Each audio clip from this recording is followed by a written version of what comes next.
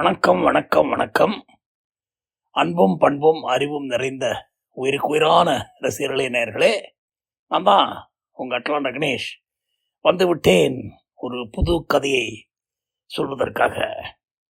ஏதோ ஒரு ப்ரோக்ராம் அப்படி டிவியில் பார்க்குற போது போன ஜென்மம் இந்த ஜென்மம் மறு ஜென்மம், அதாவது போன ஜென்மத்தில் இருந்தவங்க இந்த ஜென்மத்தில் பிறக்கிற போது அவங்களுக்கு பழைய ஜென்ம ஞாபகம்லாம் சில குழந்தைகளுக்கு இந்த 4-5 வயசுலேருந்து ஒரு 8-9 வயசுக்குள்ளே வரும். ஆனால் அதுக்கப்புறம் எல்லாத்தையும் அவங்க மறந்துடுவாங்க.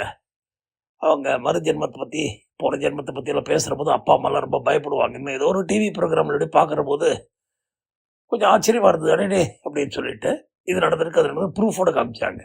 ஸோ அதை பார்த்தவுடன் உணர்ச்சிவசப்பட்டு உங்களுக்கு அடித்த அதிர்ஷ்டம் இந்த கதை. அதாவது போலீஸ்காரன் மகள் அப்படின்னு ஸ்ரீதர் ஒரு படம் அந்த காலத்தில் எடுத்தார்.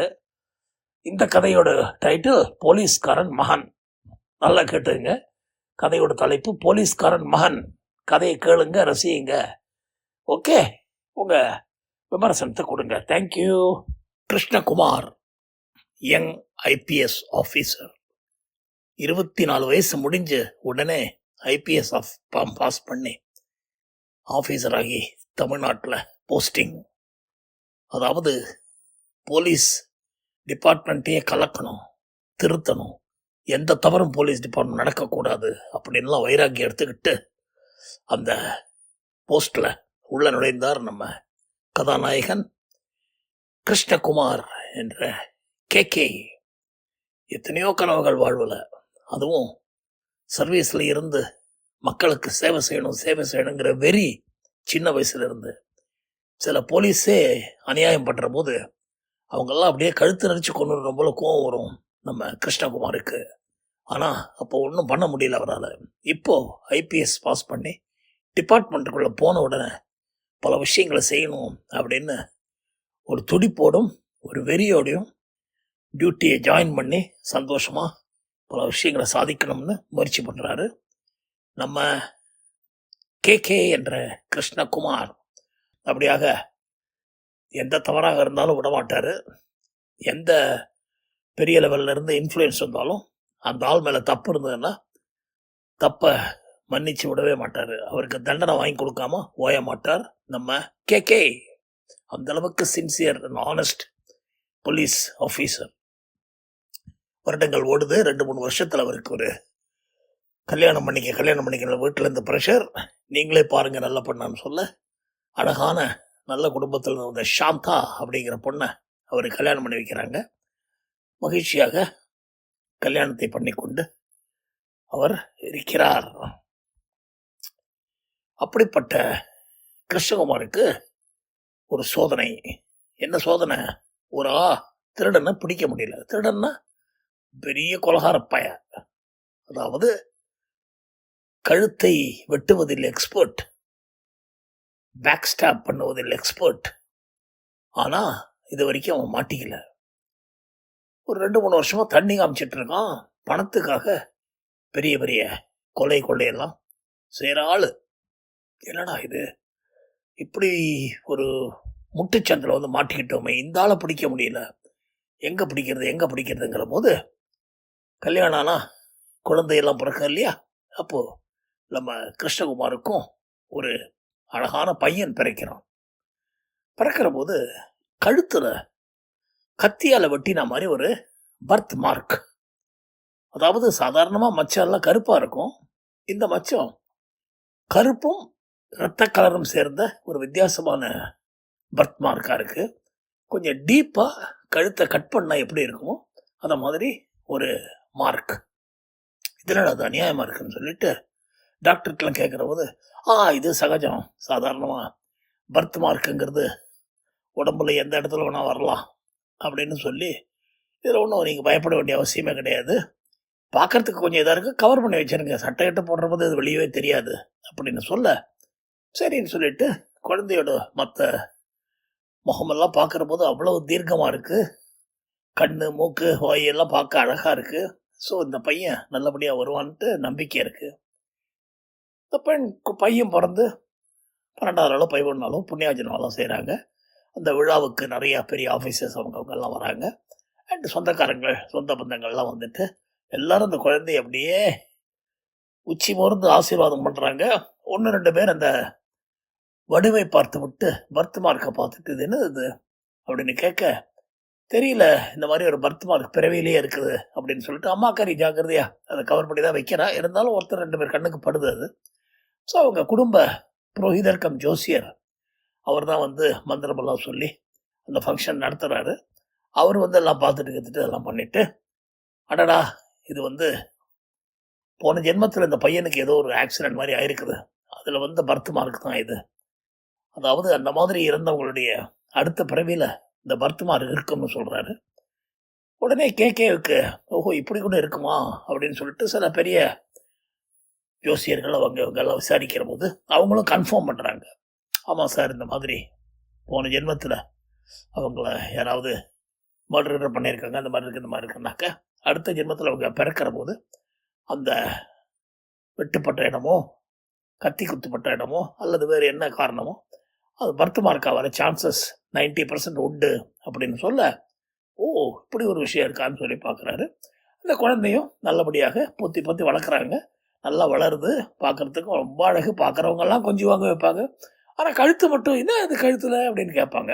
அப்படியாக அந்த குழந்தை வளர அதுக்கு ஒரு 4-5 வயசு ஆகிற போது அந்த குழந்தை ஒரு நாள் காலையில் எழுந்து வரும்போது கதறி கதறி அழுதுகிட்டு பயந்து உடம்பெல்லாம் நடுங்க வருது. கிருஷ்ணகுமார சாந்தாவும் பயந்து போயிட்டு என்னாச்சு என்னாச்சு என்னாச்சு அப்படின்னு அப்போதான் பாவம் கொஞ்சம் கொஞ்சமாக பேச ஆரம்பிக்குது.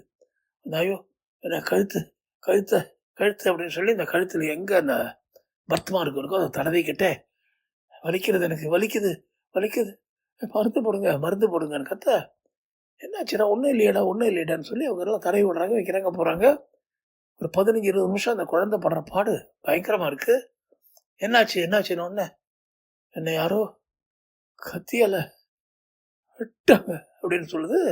அதுக்கு புரிகிற வயசும் இல்லை புரியாத வயசு இல்லை, 5 வயசு குழந்தை. ஆனால் பூர்வ ஜென்மம் இது ஏதோ அதுக்கு ஞாபகம் வந்துருச்சு அப்படிங்கிறது மட்டும் நம்ம கிருஷ்ணகுமாருக்கு புரியுது.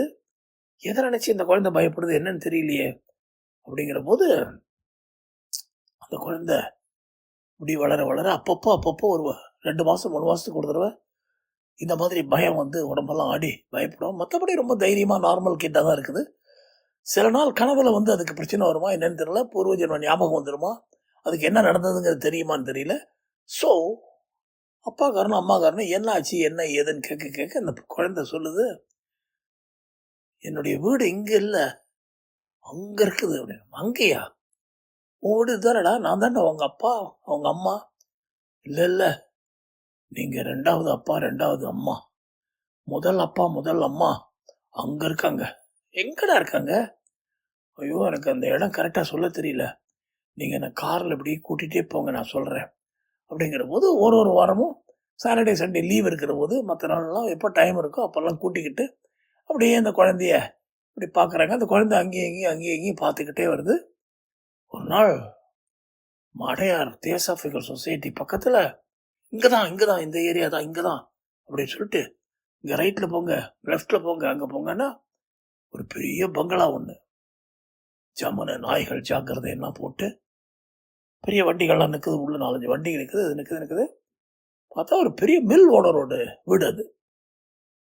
அங்கே போயிட்டு ஒரு கிருஷ்ணகுமார் வாசலில் இருக்கிற கூர்க்கா கிட்ட, நான் தான் சோன்சோ ஐபிஎஸ் போலீஸ் ஆஃபீஸர் வந்திருக்கேன்னு சொல்ல வீட்டிலன்னா அவன் பதறி ஓடி போய் உள்ள போக இந்த பையனையும் கூட்டிக்கிட்டு சாந்தாவும் அவங்க உள்ளே போகிறாங்க. போனாக்கா இந்த மில் ஓனர் ஃப்ரீயாக இருக்கார் நல்ல ஆளாக அன்றைக்கி. ஒய்ஃபும் அவரும் வந்து எஸ் அப்படின்னு கேட்க, இல்லை ஒன்றும் இல்லை என்னுடைய பையன் உங்களை பார்க்கணும்னு சொன்னான். பையனா யாரு அப்படின்னு பார்க்குறான். இந்த பையன் ஓடி போய் அப்பா அப்பான்னு அவனை கட்டிக்க அம்மாவை பார்த்து அழ, ஐயோ அப்பா எப்படி இருக்கீங்க நல்லா இருக்கீங்களா, அம்மா நீங்கள் எப்படி இருக்கீங்கன்னா அந்த அம்மா பார்த்துட்டு நம்ம பையன் வந்துட்டாங்க எப்படிங்க முடியும் அது அப்படின்னு சொல்லி ஆச்சரியப்பட்டு 2 பேரும் ரொம்ப கட்டிக்கிட்டு இது பண்ணி இதான் என் பையன் அப்படின்னு சொல்லி அவங்க சொல்ல, அதுக்குள்ள கிருஷ்ணவரோட ஒய்ஃப் சாந்தா பயந்து போய் என்னங்க வாங்க போகலாம் பையனை கூட்டு வாங்க போகலாம் கிளம்பலாம் நம்மன்னு சொல்ல, அட இருமா பாவம் அப்படின்னு சொல்லி அதுக்கப்புறம் உட்காந்து எல்லாம் பேசுகிற போதான் சொல்கிறாங்க, இந்த மாதிரி என் பையனை ஒரு மகாபாவி பணத்துக்காக கொலை பண்ணிட்டான் அண்ட் பணம் கொடுக்கறதுக்கு ரெடியாக இருக்கோம் நாங்கள் அது கொஞ்சம் லேட்டாகி போச்சு. அந்த லேட்டான காரணத்தினால அவன் அந்த பிள்ளைய 5 கோடி கேட்டு டிமாண்ட் பண்ணான். நான் என் கையில் ஒரு 2 3 உடனே புரட்டிட்டேன். ஒரு 2 கோடி புரட்டுறதுக்கு டைம் ஆச்சு. பேங்க்கு இங்கெங்கெல்லாம் போய் எடுத்து பண்ணுறதுக்குள்ள லேட்டானதுனால அந்த பாவி பாதி பணத்தை வாங்கிக்கிட்டு மீதியை தர ஏமாத்துறேன்னு சொல்லி பையனை கொலை பண்ணி போட்டான். அவன் யாரு என்னன்னு தெரியல. அண்ட் இந்த குழந்தைய போனதுலேருந்தே இவன் மென்டல் மாதிரி ஆயிட்டா பாவம். இப்போ தான் ஓரளவுக்கு நல்லா இருக்கான்லாம் சொல்ல அப்படியே கதை இருக்கும்போது தயவுசெய்துங்க அடிக்கடி உங்கள் பையனை பார்க்கறதுக்கு எங்களுக்கு பர்மிஷன் கொடுங்க அப்படிலாம் சொல்லி அந்த ஃபேமிலிக்கு ஹெல்ப் பண்ணலாங்கிற பேசிஸில் சாந்தாவும் அவருடைய ஹஸ்பண்ட் கிருஷ்ணகுமாரும் 2 பேரும் ஓகேன்னு சொல்ல ஒரு மாதிரி அவங்க ஃப்ரெண்ட்ஷிப்பெல்லாம் நல்லபடியாக வளர்றது வைக்கிது போகுது. சில சமயம் வாழ்க்கையில் 2 விஷயங்கள் ஒரே நேரத்தில் முட்டும். அது மாதிரி பாவம் நம்ம கேகேவுக்கு ஒரு சிச்சுவேஷன் வந்துருச்சு. அவருடைய ஒய்ஃபுடைய சிஸ்டர்ஸ் வெட்டிங், அதுக்கு போக வேண்டிய கட்டாயம். ஒய்ஃபும் குழந்தையும் பறக்கிறாங்க காலையிலேருந்து. ஆனால் அன்னைக்கு அவருக்கு முக்கியமான டியூட்டி அண்ட் ஆஃபீஸில் இருக்க வேண்டிய கட்டாயம் அவருக்கு. ஸோ இருதலை கொள்ளி எறும்பு போல் தவிக்கிறாரு, என்னடா பண்ணுறதுன்னு. பட் இருந்தாலும் எப்படியும் ஒய்ஃபுடைய சிஸ்டர் கல்யாணத்தை மிஸ் பண்ண முடியுமா? அதுக்காக அது ஒரு லவ் மேரேஜ் வேறு, கட்டாயமாக போக வேண்டிய சிச்சுவேஷன். ஸோ அவசரமாக யூனிஃபார்ம் எல்லாம் போட்டுக்கிட்டு அவருடைய கன்னை அப்படி ஜம்முன்னு பெல்ட்டில் இருந்து அந்த இதில் போடுற போது ஒய்ஃப் ஓடி ஐயோ என்ன நீங்கள் போலீஸ்காரராக இருந்துட்டு இந்த மாதிரிலாம் பண்ணுறீங்க, அங்கே மிரட்ட போகிறீங்களா எல்லாரையும், கன்னெல்லாம் இப்படி வெளில தெரிகிற மாதிரி வைக்காதீங்க, ஏன் மறைச்சி வைங்க நீங்கள் ப்ளீஸ் அப்படின்னு சொல்லிட்டு இன்றைக்கி லீவ் போடுங்க எப்படியாதுன்ட்டு. ஐயோ லீவ் போட முடியாதும்மா, முக்கியமான வேலை இருக்குது, ஒரு கான்ஃபரன்ஸ்லாம் இருக்குன்னு சொல்லிக்கிலே அவர் சமாளித்து சரி அவ்வளோதானே, கன்று உங்ககிட்ட இருக்கக்கூடாது அவ்வளோதானே, ஓகே அப்படின்னு சொல்லிட்டு நான் கன்னை வண்டியில் வச்சுட்டு வந்துடுறேன், ஓகே தானே அப்படின்னு சொல்ல, ஏதாவது செய்ய நீங்கள் ஜம்முன்னு பட்டு வேஷ்டி பட்டு சட்டையெல்லாம் போட்டுக்கிட்டு இந்த மைனர் செயின்லாம் தெரிகிற மாதிரி என் புருஷன் வர்றேன்னு ஆசைப்பட்றேன், நீங்கள் என்னன்னா போலீஸ் ட்ரெஸ்ஸில் வரீங்க, சரி வாங்க அங்கே இந்த கன்னோடு உள்ளே வராதிங்க, என் கண்ணில் நீங்கள் கன்னை கைட்டு வச்சுட்டு வாங்க வண்டியில் அப்படின்னு சொல்கிறாங்க. இப்போ உள்ளே போய் உட்காந்துட்டாங்க அவங்க. ஒரு அரை மணி நேரத்தில் இவர் கிளம்ப வேண்டிய கட்டாயம். இந்த 6-7 வயசு பையன் அங்கேயும் எங்கேயும் ஓடி விளையாடிக்கிட்டு இருக்கான் அவன் வயசு பசங்களோட. அண்ட் அவன் அப்பாவும் அம்மாவும் கிருஷ்ணகுமாரும் ஒய்ஃபும் ஃப்ரண்ட் ரோவில் உட்காந்துக்கிட்டு இருக்காங்க. அண்ட் எல்லாம் நல்லபடியாக நடந்துக்கிட்டு இருக்கு. திடீர்னு பையன் ஓடி அப்பா அப்பா அப்படிங்க, என்ன துப்பாக்கி கொண்டு வந்திருக்கியா, எதுக்குடா துப்பாக்கி, எனக்கு இங்கேருந்து டியூட்டிக்கு போனங்கிறதுனால தான் டியூட்டி ட்ரெஸ்ஸில் வந்திருக்கேன், துப்பாக்கியை பற்றியெல்லாம் பேசக்கூடாது இங்கே சும்மாரு அப்படின்னு சொல்லி, இல்லைப்பா என்ன போன ஜென்மத்தில் கருத்தரத்தில் வந்திருக்கான்பா, அவனை நீ உடனே சுட்டு தள்ளிடுப்பா, சும்மாடுறா அப்படின்னு, நீ வா இங்கூட வா அப்படின்னு கூப்பிட, என்னடா இது பையன் அவனை தொந்தரவு பண்ணாருன்னு சொல்லிட்டு, பாரு பிஹேவியர் செல்ஃப் இதெல்லாம் பண்ணக்கூடாது அப்படின்னு சொல்லி கூப்பிட்டு போகிற போது திடீர்னு ஒருத்தனை கை காமிச்சு இவன் தான் பாரு அப்படிங்கிறாரு. உடனே அவன் அப்படியே பார்த்துட்டு இது பண்ணிட்டு பையனை பார்க்குறான், போலீஸை பார்க்குறான், அவ்வளோதான் எழுந்து ஓட ஆரம்பிக்கிறான். அப்பா விடாதீங்க பிடிங்க அப்பா பிடிங்க, இந்த பையன் கூட ஓட அவர் ஓட, சுடுங்கப்பான்னு ஒரு வழி இல்லாமல் அவன் வேகமாக ஓடுற போது காலில் சுட்டு பிடிச்சிடறாரு. பிடிச்சா உடனே போலீஸ் ஜஸ்ட் லைக் சுட முடியாதே, 1008 விஷயங்கள் இருக்கு.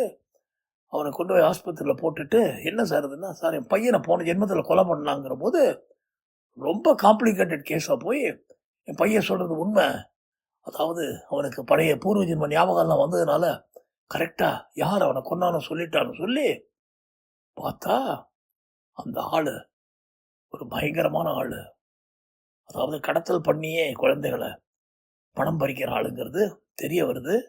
அதே நேரத்தில் இந்த குழந்தைய அவன் தான் கொன்னாங்கிறதுக்கு ப்ரூஃப் இல்லை, வேற 2-3 குழந்தைகளை கொன்னதுக்கெல்லாம் ப்ரூஃப் கிடைக்கிது. அவனை பூட்டிச்சு அடி சாத்தி கேஸை போட்டு எஃப்ஐஆர் ஃபைல் பண்ணி வச்சு போய் மரண தண்டனை வாங்கி கொடுக்கிறார்கள். முன் ஜென்மத்தில் இவனுக்கு நடந்த விஷயத்தை அந்த குழந்தை எப்படியோ கரெக்டாக அதுக்கு ஒரு ஞாபகம் அந்த கொலகாரனையும் பிடிச்சி கொடுத்து அவனுக்கு தண்டனையை வாங்கி கொடுத்த பெருமை அப்பாவுக்கா மகனுக்காங்கிறத நீங்களே யோசிங்க. நன்றி, வணக்கம். அடுத்த கதையில் சந்திப்போம். உங்கள் அட்லாண்டா கணேஷ்.